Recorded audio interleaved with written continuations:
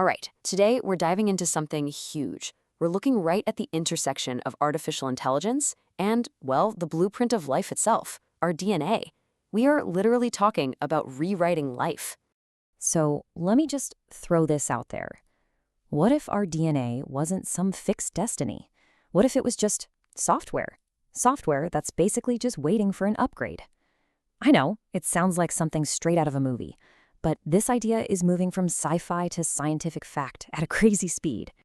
Okay, to really get how this is even possible, we gotta go back a bit. We need to talk about a puzzle that has been driving scientists absolutely nuts for 50 years. It's this massive biological challenge. They call it the protein folding problem. So picture a protein as just a long, kind of useless string. For that string to do anything useful in your body, anything from fighting off a cold to digesting your lunch, it has to twist and fold itself into this super specific three-dimensional shape. It's like nature's origami. And if that shape is even a little bit off, the protein just doesn't work. The function is completely, 100%, tied to its final form. And here's where your brain starts to melt a little. The sheer scale of this problem is, well, it's astronomical.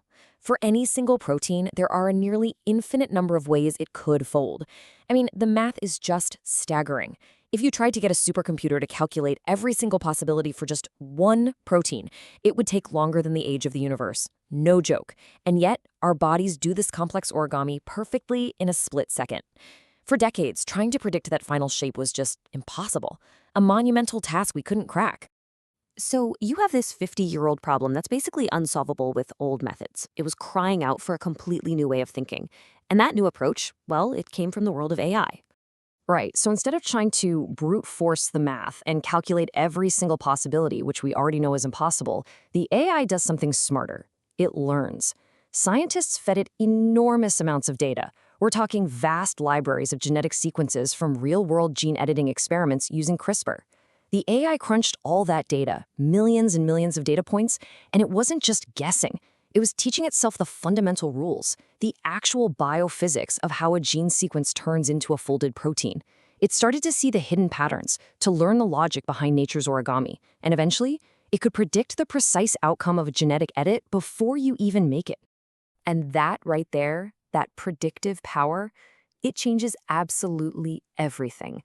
We are leaving the world of biological theory and, making educated guesses. We are entering an era of stunningly precise, practical application. And here it is. This is the big one.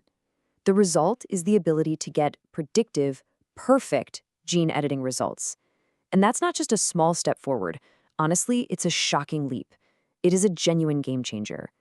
For the very first time, scientists can basically design a genetic edit on a computer and know with an unbelievable degree of certainty exactly what's going to happen.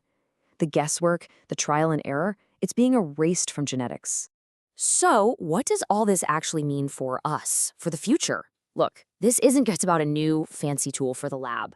What we're witnessing is a fundamental paradigm shift in how we even think about biology. And this quote, this right here, is the heart of the whole revolution. The idea that the genetic code is not fixed, but can be optimized with an algorithm. Just think about that for a second. The source code of life itself isn't some sacred, unchangeable text. It's something we can analyze, we can understand, and we can even optimize it. This completely reframes our entire view of what life is. The old way of thinking was that biology is fate.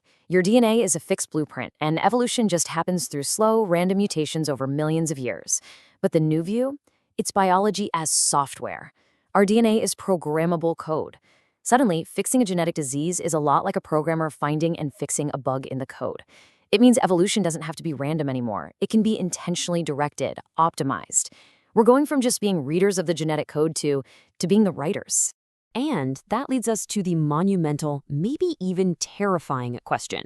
We've pretty much established that the code of life can be rewritten. The science is there. But as we stand here, right on the edge of this new era, the biggest question isn't can we anymore. It's should we? If our biology is just programmable software, who gets to be the programmer? Who gets to decide what's a bug and what's a feature? I don't have the answer, but this is the question that's going to define our future, for sure.